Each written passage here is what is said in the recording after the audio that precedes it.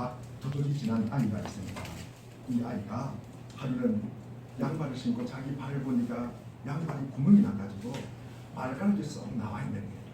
참 신기했습니다. 그런데 이 애가, 꼬마가 이 표현을 갖다가 어떻게 해야 될지가, 이 꼬마가 어떻게 표현을 했겠습니까? 종일이라는 어머니, 제가 양발에 구멍이 나서 발가락이 보입니다. 이렇게 이야기했겠습니까? 얘가 하는 말은 이랬습니다. 엄마, 내 발가락 까꿍, 이렇게 표현을 했답니다. 참으로 탁월한 표현이 아닐 수가 없습니다. 정말 재능이 뛰어난 아이입니다. 그러나 우리가 그의 아이의 표현을 탁월하다고 평가하는 것은 아마 이제 2달밖에 안 된 어린 아이의 수준을 감안했기 때문입니다. 만약에 이 아이가 10살, 20살 되어도 그런 표현밖에 할 수 없다면 아마 큰 문제가 아닐 수가 없습니다. 반면에 겨우 이 2달 지난 아이가 이런 표현을 갖다가 비범한 표현을 했다 그래가지고, 야, 얘가 천재구나. 그러면서 초등학교 국어교과서를 갖다 대밀면서 이거 읽어봐, 이것을 가르친다고 하면은 아마 이 아이는 얼마 가지 않아서 아예 입을 닫고 말았을 것입니다. 아이들의 말은 끊임없이 발전하여야 합니다. 그러나 거기에는 반드시 시간과 과정이 필요합니다. 오래전에 시골에 선교하시는 외국인 선교사님의 이야기입니다. 한국에 온 지 한 1년쯤 지났습니다. 시골 장터를 지나다가 씨암탉을 보게 되었습니다. 그래서 원래 닭을 좋아하던 이 선교사님이 그 닭을 사서 요리를 해서 먹기로 작정을 하였습니다. 그래서 집에 가지고 갔습니다. 그러면서 본래 본인이 닭고기는 좋아하지 말고 닭요리는 해본 적이 없었습니다. 그래서 이 닭을 갖다가 털을 뽑아야 되겠다. 그래서 날개를 잡고 상체로 이 닭의 털을 뽑았습니다. 지금쯤 아마 된 것 같습니다. 더워서 땀이 비오듯 쏟아집니다. 그래서 어떻게 합니까? 땀을 닦으려고 살짝 손을 놓는 순간에 이 닭이 도망을 가고 말았습니다.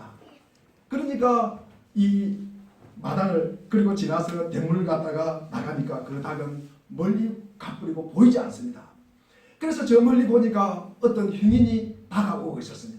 그래서 선교사님이 그 흉인에게 닭의 행방을 물어볼 요람으로 그분에게 다가갔습니다. 한번 생각해 보십시오. 털이 반쯤 빠지다가 도망간 이 씨암닭을 못 봤습니까? 이렇게 표현을 해야 되는데 어떻게 표현을 하겠습니까? 아마 우리 여러분들이면 어떻게 표현을 하겠습니까? 이 선교사님은 아는 단어를 갖다가 끼워 맞춰가지고 이렇게 표현했답니다. 반코트 입고 외출 나간 뺑아리 모친을 보셨습니까? 이렇게 표현을 했대요. 이 또 표현 참 탁월합니다. 얼마든지 애교를 우리가 보아줄 수가 있습니다. 참으로 어느 구사 능력이 능숙하다고 이야기할 것입니다. 그러나 한국 사람에게 한국말로 이 복음을 갖다가 전하러 온 이 선교사님이 10년 그리고 20년을 지났어도 이 정도의 언어 수준에 머물러 있다면 이것은 문제입니까? 문제 아닙니까? 큰 문제가 되는 것입니다. 반면에 이 선교사님은 앞에서 유아와는 달리 내가 성인이니까, 내가 대학을 졸업했으니까, 내가 언어에 탁월한 능력이 있으니까 그러면서 한 달, 2달 만에 내가 한국어를 능통하게 배우겠다, 한국말을 배운다, 이런 생각을 가지고 덤벼든다 그러면 이것 또한 가당치 않은 일입니다. 외국인이 외국말을 자신의 모국어처럼 사용한다는 것은 상당한 세월이 반드시 경과를 하여야 합니다. 세상 만사가 다 그렇습니다. 서산에 지는 해가 금방 떠오르는 법은 없습니다. 서산에 지는 해는 하룻밤을 묵고 그 다음날 아침에 동쪽에서 떠오르는 법입니다.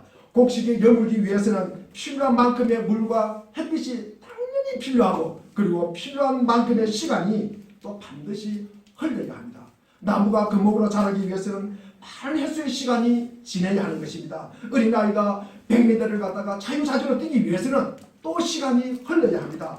우리가 스스로 자립하는 이 사인이 되기 위해서는 10년, 20년 좋게 경과를 하여야 합니다. 우리 주님께서 하늘나라에 가시면서 남아있는 우리에게 당부하시는 말씀입니다. 내가 너에게 할 말이 너무나 많으나 그러나 너희가 모두 감당하지를 못하겠노라. 신앙도 이와 똑같습니다. 사람들은 예수 그리스도를 만나는 순간부터 과거를 청산하고 확실하게 믿음의 사람으로 구원의 확신을 갖고 거룩하고 진실한 성도로 변하기를 원합니다. 내 남편, 내 아내, 그리고 내 자식 혹은 내가 전도한 사람이 교회의 문턱을 넘는 순간부터 전혀 다른 사람으로 바뀌기를 원합니다. 그렇게 되지 않으면 속이 상해요. 실망을 합니다. 그러나 성경 어디에도 그런 애를 찾아볼 수가 없습니다. 많은 사람들은 이렇게 이야기합니다. 다메섹에서 이 가드 사도 바울이 예수 그리스도를 만나는 순간부터 거룩하고 진실한 성도로 변했다고 생각을 합니다. 그러나 성경은 절대로 그렇게 말하고 있지 않습니다. 다메섹 도상에서 주님을 만났던 바울은 그 직후에 아라비아 광야에서 3년 동안 자기 스스로를 훈련을 시킵니다. 그리고 그 직후에 자기 고향 이 다소에 가가지고 또 오랜 시간을 보냅니다. 그리고 목회자로서 안디옥 교회에서 그리고 상당한 기간 동안 목회자로서 경건 훈련을 쌓게 됩니다. 그 후에 선교사로 파송을 받았을 때 그토록 오랜 기간 동안에 거쳤던 이 사도 바울이 그 첫 선교지 구부로 지금의 사이프러스 섬에서 제일 먼저 행했던 일이 무엇인지 아십니까? 사도행전 13장 11절에 보면은 자신의 복음을 전하는 것을 희망하는 사람을 저주하여 맹인으로 만들어버립니다. 그 위대한 사도 바울이 행한 첫 번째 업적이 사람을 저주하고 맹인으로 만들었다는 것은 참으로 믿기 어려운 일입니다. 이것이 사실일진데 예수님을 만나는 순간부터 사도 바울이 위대한 사도로 바뀌지 않았다는 말씀입니다. 성경에서 가장 많은 기적을 행한 사람 중에 하나가 이 엘리사입니다. 이 엘리사는 엘리야로부터 갑질의 영감을 받았고 그리고 죽은 수넴 아들을 살리고 그리고 우리가 잘 아는 이 아람의 군대 장관 나만 나병을 갖다가 고쳤습니다. 엘리사는 소를 먹고 밭을 갈던 중에 이 엘리야의 후계자로 지목되었던 이 엘리사가 제일 먼저 행했던 일이 무엇인지 아십니까? 왕하 우리 2장 24절을 한번 보겠습니다. 우리 왕하 2장 24절 우리 한번 읽어보겠습니다. 우리 뒤에 에어컨을 켜시기 바랍니다. 우리 같이 한번 읽어보겠습니다. 시작. 엘리사가 뒤로 돌이켜 그들을 보고 여호와의 이름으로 저주하매 곧 숲에서 악몽 물이 나와서 아이들 중에 40명을 찢었더라. 그렇습니다. 이 엘리사가 대물이었습니다. 이 대물이라고 놀리는 아이들을 저주하여 숲에서 곰이 2마리 나와가지고 아이 42명을 갖다가 물어찢어 죽였다는 것입니다. 위대한 선지자들이 고작 처음으로 행한 일이 그처럼 끔찍하다고 누가 상상조차 했겠습니까? 그러나 분명한 것은 엘리사 역시 하나님의 부르심을 받는 것 순간부터 위대한 선지자로 바뀐 것은 아니었다는 사실입니다. 사람들은 아브라함을 가리켜 믿음의 조상이라고 합니다. 그만큼 아브라함은 믿음이 참으로 출중한 사람이었습니다. 내 고향 친척 아비집을 떠나는 하나님의 말씀을 듣고 나이 75세의 아브라함은 그 모든 것을 다 버려두고 미제의 가나안 땅으로 항해했습니다. 얼마나 훌륭한 믿음입니까? 히브리서 11장 8절에 보니까 갈 바를 알지 못하고 하나님의 말씀을 따라서 갔다고 기록하고 있습니다. 그러나 아브라함이 가나안 땅에 이르러 제일 먼저 무엇을 하였습니까? 막상 가나안 땅에 도착해 보니까 그를 기다린 것은 혹독한 기근이었습니다. 창세기 12장에 보니까 아브라함은 주저하지 않고 가나안 땅을 버리고 애굽으로 가버립니다. 이집트 땅에서 사람들이 자기를 죽이고 이 예쁜 아내를 빼앗아가지 않을까 지혜 겁을 먹고선 자기 아내를 누이 동생으로 쏘겠습니다. 그 말을 믿은 이 애굽의 왕이 아브라함의 아내를 왕궁으로 데려갔음에도 아브라함은 단 한마디 항변조차도 못한 치사하고 비겁한 인간이었습니다. 아브라함 역시 하나님을 만나는 즉시 믿음의 조상이 되었던 것이 아니라는 말씀입니다. 예수님의 수제자인 베드로 또한 어떠합니까? 주님과 더불어 3년 동안을 다른 분도 아닌 하나님의 아들 되신 성자 하나님과 4년 동안 함께 먹고 자고 마셨습니다. 그러나 가장 결정적인 순간에 누가복음 22장 54절 이하에 보니까 그는 예수 그리스도를 3번이나 모른다고 부인을 합니다. 누가복음 22장 59절에 보니까 2번째 부인을 하고 3번째 부인하는 사이에 1시간이라는 시간이 있었다는 것입니다. 우연히 일시적으로 감정적으로 흥분을 해서 모른다고 부인한 것이 아니라 이 베드로는 작정하고 결심하고 예수님을 모른다고 부인했던 것입니다. 베드로 역시 주님의 부르심을 받는 그 순간부터 위대한 수제자는 아니었다는 말씀입니다. 예수 그리스도를 만나는 순간에 오직 주님 한 분만으로 만족하는 이 신선한 성도로 돌변하는 그런 사람은 이 세상에 아무도 없다는 말씀입니다. 그것을 타인에게 우리가 요구한다는 것은 결코 그 사람에 대한 참 사랑일 수가 없습니다. 그것이야말로 2살 먹은 어린아이에게 어른의 말을 요구하는 것처럼 부질없는 짓입니다. 오늘 본문 12절을 통하여 주님께서는 이렇게 말씀하십니다. 아직도 내가 너에게 할 말이 많으나 너희가 지금은 감당하지 못한다. 엄마가 피치 못할 사정으로 인해서 하룻밤 집을 비울 때가 가끔 있습니다. 남아있는 아이들에게 해야 할 말이 얼마나 많겠습니까? 문단속 잘해라, 가스불 조심해라, 누가 배를 눌리면은 얼굴을 모르면 문을 열어주지 말아라. 그리고 내일 아침 먹을 것은 식탁이 어디에 있고 냉장고 어디에 있으니까 잘 데펴 먹으라. 얼마나 할 말이 많겠습니까? 하늘로 주님께서 이제 몇 시간 후면 십자가에 못 박혀 돌아가십니다. 지금 이 순간 제자들과 함께하는 마지막 순간입니다. 그 마지막 순간까지도 제자들은 주님을 제대로 알지 못하고 그들은 모두 엉뚱한 동상 이몽에 사로잡혀 있었던 것입니다. 그렇다면 이제 떠나야 할 주님께서 하고 싶은 말씀이 얼마나 많겠습니까? 제자들이 알아듣던 말든 이해하던 말든 하시고픈 말씀을 다 쏟아내셔야 우리 주님의 속이 후련하시겠습니까? 그러나 주님께서는 속에 그러는 이 말들을 꾹꾹 응두르면서 입을 다물고 계셨습니다. 요한복음 16장을 끝으로 주님께서는 더 이상 제자들에게 공식적인 말씀을 하지 않으십니다. 왜 주님께서는 하고 싶은 말씀이 많이 있음에도 불구하고 그처럼 침묵을 하시겠습니까? 12절 하반절에 지금은 너희가 감당하지 못하라. 바로 여기에 해답이 있습니다. 여기서 감당하다는 이 헬라어 단어는 바스타조라는 뜻으로 들어올리다, 짊어지다, 그리고 운반하다, 견디다 그런 뜻이 있습니다. 자기 힘에 부딪히는 것을 들어올리면 반드시 허리가 상합니다. 자기 능력 밖의 것을 지거나 메르고 하면 쓰러지거나 넘어집니다. 트럭이 적재정장 이상의 과다하게 싣고 달리면 펑크가 나든지 사고가 날 가능성이 너무나 많습니다. 주님께서 하시고픈 말씀이 많이 있음에도 불구하고 더 이상 말씀하지 않는 것은 아무리 말씀하신 듯 제자들이 지금은 감당할 수 없음을 주님께서는 알고 계셨다는 것입니다. 감당할 수 없는 것을 감당하라. 그러면 들 수 없는 것을 들게 하는 것이요, 질 수 없는 것을 질게 하는 것이요, 운반할 수 없는 것을 운반하게 하는 것이고, 옮길 수 없는 것을 옮기게 하는 것이고, 견딜 수 없는 것을 견디게 하는 것입니다. 그것은 제자들을 사랑하는 것도 그리고 제자들을 도우는 것도 아닙니다. 오히려 제자들을 해치고 힘들게 하고 주님께서는 이 사실을 잘 알고 계셨던 것입니다. 말하자면 주님께서는 겨우 내 발가락 깍꿍 정도의 이 수준에 머물러 있는 이 제자의 수준을 그대로 인정하고 계셨던 것입니다. 주님은 정말로 제자를 사랑하고 계셨습니다. 그렇다고 해서 이 말씀의 의미가 그 수준에 늘 항상 계속 거기에 머물러도 좋다는, 내 발가락 깍꿍 정도의 수준에 안주하고 있어도 괜찮다는 의미는 아니라는 말씀입니다. 누가복음 우리 15장 1절 2절을 보면은 이 시리와 이 죄인들과 함께 어떻게 식사를 할 수 있느냐고 따지는 이 바리새인들과 서기관들에게 예수님께서 말씀하십니다. 예수님은 그럴 때 예수님은 이렇게 말씀합니다. 누가복음 5장 32절을 한번 보겠습니다. 누가복음 5장 32절을 같이 읽겠습니다. 시작. 내가 의인을 부르러 온 것이 아니요 죄인을 불러 회개를 시키라고 하노라. 그랬습니다. 예수님은 모든 사람들의 잘못된 모습을 무조건 괜찮다 하거나 그리고 눈 감아 주신 것은 아닙니다. 예수님께서 중요한 것은 그 죄인들을 죄인이라고 심판하고 손가락질 것이 아니라 그 병든 상태를 고치는 것이 중요합니다. 이라여 예수님께서는 아무 조건도 내세우지 않고 그들을 그 모습 그대로 받아들이셨던 것입니다. 그들이 회개해야, 그들이 잘못을 고쳐야 그것을 받아주시겠다는 것이 아니라 일단 그들을 받아들인 다음 그들을 고치겠다는 것이 예수님의 마음입니다.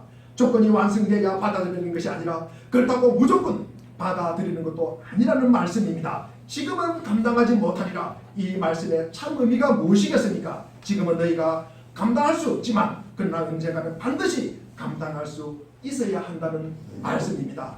이 말씀을 제가 누가복음 15장 1절과 2절 말씀을 제가 8월 달에 한국 기독 공부에 저의 설교문이 실립니다. 가정예배지에 이 내용이 실립니다. 제가 원고를 이렇게 보냈습니다. 8월 달 한국 기독 공부를 갖다가 가정예배지를 참조해 주셔서 한번 읽어보시기를 바랍니다. 예수님께서는 이 제자들을 갖다가 지금은 감당하지 못하면 이 말씀의 참 의미가 무엇이겠습니까? 지금은 너희가 감당하지 못하지만도 그러나 언젠가는 반드시 감당할 수 있어야 한다는 말씀입니다. 예수 그리스도께서 제자들을 사랑하시기 때문에 지금 현재 감당할 수 없는 그들의 수준을 인정해 주신과 동시에 언젠가는 반드시 감당하지 않으면 안 될 그들의 사명감을 일깨워 주신 것입니다. 그렇다면 제자들이 지금 감당할 수 없는 것을 우리가 어떻게 언젠가는 감당할 수 있겠습니까? 지금 들고 지고 옮길 수 없는 진리인데 어떻게 언젠가는 그 진리와 더불어 살아갈 수가 있겠습니까? 또 주님께서는 더 이상 제자들과 함께 머물지 아니하십니다. 몸을 가지신 주님께서는 곧 제자들을 떠나가십니다. 그렇다면 도대체 그 이후에 대안이란 무엇이 되겠습니까? 우리 오늘 본문 13절을 우리 같이 한번 더 읽어보겠습니다. 13절입니다. 시작. 그러나 진리의 성령이 오시면 그가 너희를 모든 진리 가운데로 인도하시리니 그가 스스로 말하려고 오직 들은 것을 말하며 장래를 너희에게 알리시리라. 아멘. 하나님의 영이신 성령님께서 진리를 전혀 감당할 수 없었던 사람들이 진리를 들고 진리를 지고 그리고 진리와 더불어 살아가는, 즉 진리를 온전히 감당하는 사람이 될 수 있도록 인도해 주신다는 말씀입니다. 자신의 선교에서 제일 먼저 행한 일이라고는 고작 자기를 해방한 자들을 저주하여 맹인을 만든 이 사도 바울은 그러나 그 위에 자기의 돈을 던지더라도 그것을 순종하고 살아가는 참된 사도가 되었습니다. 위대한 선지자 엘리야의 부름을 받은 이후 자기를 조롱한다고 이유로 42명의 아이를 곰이 나와서 물어 죽게 한 이 엘리사는 그 이후에 만나는 모든 사람들을 살리는 생명의 사랑의 선지자가 되었습니다. 자신의 생명을 부지하고 아내를 누이동생이라고 속였던 이 아내를 뺏겼던 치사하고 비겁한 아브라함도 그 이후에 백제된 아들을 하나님 앞에 온전히 드림으로 내가 이제야 너가 나를 하나님을 경외하는 줄을 알겠노라 라는 말씀을 듣고 그리고 들으면서 믿음의 조상이 되었습니다. 십자가 현장에서 주님을 알지 못한다고 주님을 부인하며 저주했던 이 베드로는 주님을 위해 거꾸로 못 박힘으로 주님의 참된 수제자로 그의 생을 마무리하게 됩니다. 어떻게 이 모든 일이 가능했겠습니까? 그들은 모두 자신들과 함께 하시는 성령님과 더불어 살았기 때문입니다. 성령님과 더불어 살 때 성령님께서 그들이 감당해야 할 일을 감당해야 할 시기에 감당할 수 있도록 그들을 새로이 빚어 주셨기 때문입니다. 성령님은 진리의 영이십니다. 성령의 위대한 역사는 하나님의 진리를 사람들에게 가져오는 일입니다. 하나님의 진리를 우리에게 가져다 주시는 것을 우리는 신학적으로 계시라고 말씀합니다. 계시란 감춰졌던 것이 드러난다. 베일들이 걷어내다라는 그런 의미가 있습니다. 이 계시는 그래서 점진적으로 한 번에 왕창 보여주는 것이 아니라는 말씀입니다. 예수님은 많은 것을 알고 계셨으나 그러나 그 모든 것을 한꺼번에 제자들에게 가르칠 수는 없었습니다. 상대방이 이해할 수 있을 만큼 배우게 되고 이해하고 그리고 받아들이게 되는 것입니다. 사실 하나님의 계시는 끝이 없다고 하는 증거입니다. 흔히 사람들이 범하는 오류 중에 하나가 이것입니다. 하나님의 계시는 단지 성경에만 나타나 있는 것이라고 생각하는 일입니다. 그렇다면 주 120년에 신약 성경의 가장 마지막 책이 쓰인 이유로는 하나님께서 말씀하는 것을 중지하셨으며 그때부터 하나님의 계시는 끝났다는 말입니까? 그러나 하나님의 성령은 언제나 활동하고 계셨고 하나님께서는 언제나 지금도 계시하고 보여주고 계시는 것입니다. 하나님께서 이 땅에서 계시가 예수 그리스도를 통하여 왔다는 사실은 분명합니다. 예수 그리스도는 지금도 살아계시고 그분을 통하여 하나님의 계시는 계속되고 있습니다. 하나님께서는 지금도 예수님께서 의도하신 바 더 깊이 이해할 수 있도록 우리를 인도하고 계십니다. 하나님께서는 주 120년에 말씀하시는 것을 거치고 그 후 줄곧 침묵하고 계시는 그러한 하나님이 아니시라는 말씀입니다. 하나님께서는 지금도 우리에게 그 진리를 보여주고 계십니다. 인간에 대한 하나님의 계시는 모든 진리 그 자체에 대한 계시입니다. 모든 진리는 하나님의 진리이며 모든 진리의 계시는 성령의 역사입니다. 그리고 계시는 하나님에게서 온 것입니다. 하나님은 진리를 소유하시고 그 진리를 부여해 주시는 분이십니다. 진리는 인간이 발견하는 것이 아니라 그것은 하나님의 선물입니다. 성령이 우리에게 가져다 주는 것은 하나님의 진리입니다. 예수님의 가르침의 참뜻에 완전히 도달하는 자는 아무도 없습니다. 그것이 삶과 신앙에 대해서, 개인과 세계에 대해서, 사회와 국가에 대해서 지니고 있는 뜻을 다 우리가 알고 있는 사람은 아무도 없습니다. 계시라는 것은 그리스도가 지니고 있는 뜻과 그 중요성을 계속해서 파헤치는 일입니다. 그 계시는 살아있는 인간을 통해서 우리에게 나타납니다. 우리가 예수님과 가까이 살면 살수록 그만큼 더 많이, 더 깊이 우리는 예수님을 알게 되는 것입니다. 예수님처럼 될수록 예수님께서는 우리에게 더 많이 말씀하실 수 있게 됩니다. 예수님의 계시를 우리가 받아들이려면 우리는 예수님께서 주님이라는 사실을 우리는 받아들여야 하는 것입니다. 하나님께서 진리를 계시할 수 있는 대상은 오직 하나님의 사람밖에 없습니다. 게다가 그런 사실을 알지 못하는 가운데 하나님께서 택하신 그릇이 되는데 때로는 그것을 택하는 경우도 있다는 말씀입니다. 그렇다면 우리는 오늘 이 두 가지 귀중한 교훈을 얻게 되는 것입니다. 첫 번째로 참 신앙이란 내가 지금 감당할 수 없는 것을 무조건 감당하려는 오만함에서 벗어나는 것이다.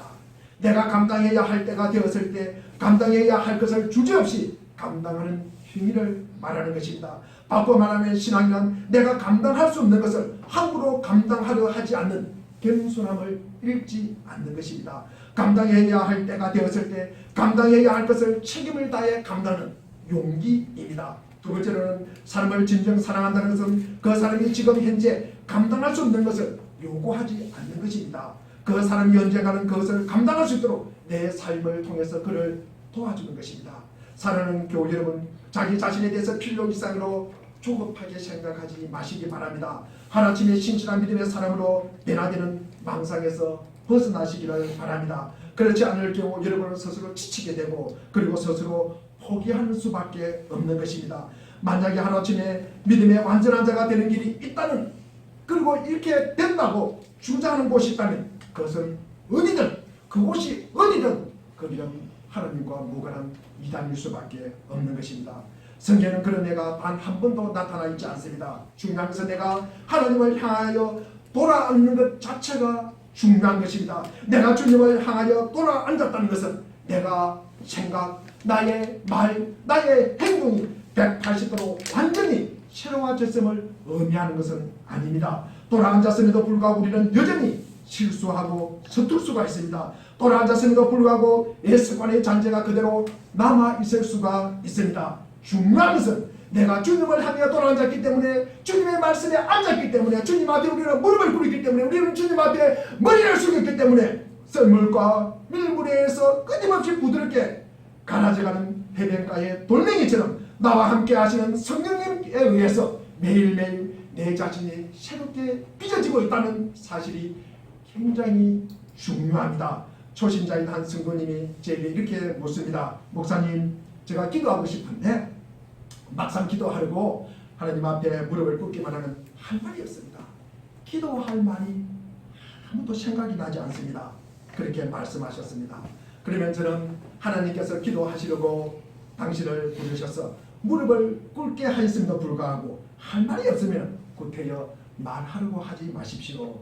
아무 말도 안 하셔도 좋습니다. 이렇게 말합니다. 중요한 것은 우리가 하나님을 의식하지 않고 살아가는 성도님이 하나님 앞에 무릎을 꿇었다는 사실, 그 자체가 중요합니다. 그 삶을 거듭하다 보면은 지금은 성령 한마디 말이 없을지라도 머지않아서 분명히 기도를 통해서 주님과 깊은 대화를 하시게 될 것입니다. 왜냐하면 성령님께서 성도님과 함께 하시기 때문입니다. 어린아이가 엄마 품에 안겨 있는 한, 어머니의 젖을 계속적으로 빨고 있는 한, 그러나 빨고 있는 한 그 아이는 언젠가는 자라가는 것입니다. 그 애는 엄마의 얼굴도 잘 모릅니다. 눈도 감고 젖을 빱니다. 엄마의 이름도 모릅니다. 엄마의 나이도 모릅니다. 그러나 시간이 가면 갈수록 계속 젖을 빨고 있는 한 그 아이는 자라가는 것입니다. 내 발가락 깍꿍의 수준을 넘어서 이 세상에서 엄마의 가장 멋진 대화의 상대자로 성숙해져 가는 것입니다. 내 남편, 내 아내, 내 자식이 그리고 내 인도하는 사람이 내가 원하는 만큼 변하지 않는다고 해서 여전히 그들이 내 발가락 깍꿍 정도의 수준에 머물고 있다 할지라도 절대로 실망하지 마시기 바랍니다. 그들이 그런 수준에 이르렀다는 것은 보다 나은 수준을 향하여 나아가고 있다는 증거가 되는 것입니다. 그러므로 도리어 내가 나의 삶으로 그들을 도우는 자가 되어야 합니다. 내가 그들을 위해서 성령의 통로가 되는 한 성령님께서는 나를 통해서 나를 새로이 빚으시듯 분명하게 그들도 새롭게 빚어주실 것입니다. 그러나 내가 주님을 믿는다고 한 지가 벌써 3년, 5년 혹은 10년, 20년 아니 그 정도가 아니라 훨씬 많은 세월이 흘렀음에도 불구하고 내가 여전히 내 발가락 깍꿍 정도의 수준에 안주하고 머물러 있다면 다시 말씀드려서 분명히 내가 감당해야 할 것이 무엇인지를 알고 있으며 또 내가 감당해야 할 때가 되었음을 알고 있음에도 불구하고 여전히 그 책임을 회피하고 있다면 그것은 내가 아직도 주님을 향하여 완전하게 온전히 돌아앉고 있지 않음을 우리는 기억하셔야 하는 것입니다. 주님을 향해 우리가 돌아앉지 않았을 때 나를 가꾸어 주시는 것은 우리가 주님을 향해서 돌아앉았을 때 나를 가꾸어 주시는 분은 우리의 성령님의 책임이지만 그러나 주님을 향해 돌아앉는 것 자체는 나 자신의 책임임을 우리는 잊지 말아야 합니다. 아이를 낳은 산모가 아이에게 좋은 모유를 공급하기 위해서 필요한 영양분을 섭취하는 것은 이 산모의 책임입니다. 그러나 어머니의 젖꼭지를 입에 대고 빠는 것은 어린아이의 책임입니다. 이 아이가 젖을 계속 빨아야 자라갈 수가 있는 것입니다. 사랑하고 존경하는 우리 교회 여러분, 이 아침에 우리 모두 주님을 향하여 온전히 돌아앉는 자가 되기를 바랍니다. 다시 한번 묻겠습니다. 누가 성령이 충만한 사람입니까? 감당할 수 없는 것을 아무 준비 없이 감당하려는 오만함에서 벗어난 자요. 감당할 때 감당해야 할 것을 주저없이 책임있게 감당하는 사람, 바로 그 사람이 성령이 충만한 사람입니다. 기도하겠습니다.